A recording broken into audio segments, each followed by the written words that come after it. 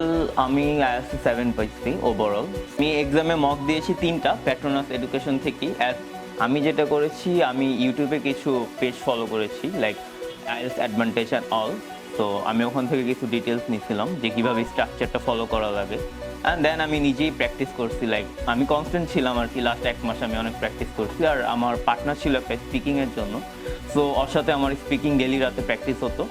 So that's আমি আমার স্পিকিংটা update করেছি। আর রাইটিংটা আমি আমার ইউনিভার্সিটি থেকে আগে থেকে রাইটিং মানে আমার কভার ছিল, সো এটা নিয়ে আমার প্যারা খাওয়া লাগেনি।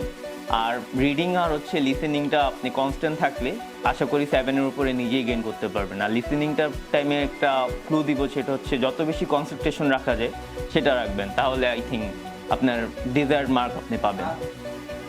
যারা হচ্ছে আপনার স্পিকিং এর জন্য পার্টনার খুঁজে পায় না, তাদের জন্য আপনার কি অ্যাডভাইস থাকবে? কিছু গ্রুপ আছে ফেসবুকে এখন বর্তমানে, যেহেতু সোশ্যাল মিডিয়া গ্রুপ, সো সেখানে আপনি আইএলটিএস অনেক পার্টনার এভাবে খোঁজা হয় র্যান্ডমলি পোস্ট করে যে আমার স্পিকিংয়ের পার্টনার দরকার অ্যান্ড সামথিং। যাদের নেটওয়ার্কিং ভালো না, আমি সাজেস্ট করবো ফেসবুকে এরকম গ্রুপে পোস্ট করা যে আমার একটা আইএলটিএস পার্টনার লাগবে। ইনকেস যদি তাও না পারেন, তাহলে আমি বলবো যে প্যাট্রোনাস এডুকেশন অ্যান্ড আদার যেসব মানে ইনস্টিটিউট আছে সেখানে আপনি আসতে পারেন, যে ওখানে কিছু স্পিকিং ল্যাঙ্গুয়েজ ক্লাব থাকে and also you can try. একটা বিষয় হচ্ছে, আপনি কি এক্সামে কোনো মক দিছিলেন?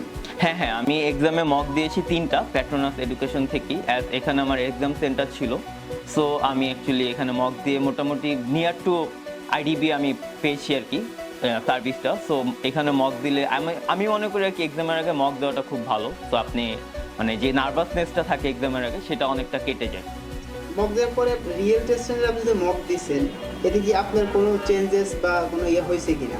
চেঞ্জেস বলতে মানে এখানে যখন মক দিয়েছি তখন মার্কটা একটু টাইট ছিল, মানে রিয়েল এক্সামের ক্ষেত্রে আই থিঙ্ক এটা বেটার, কারণ আপনার একটু মোটিভেশন দরকার যে আপনি আরও হার্ড ওয়ার্ক করা লাগবে।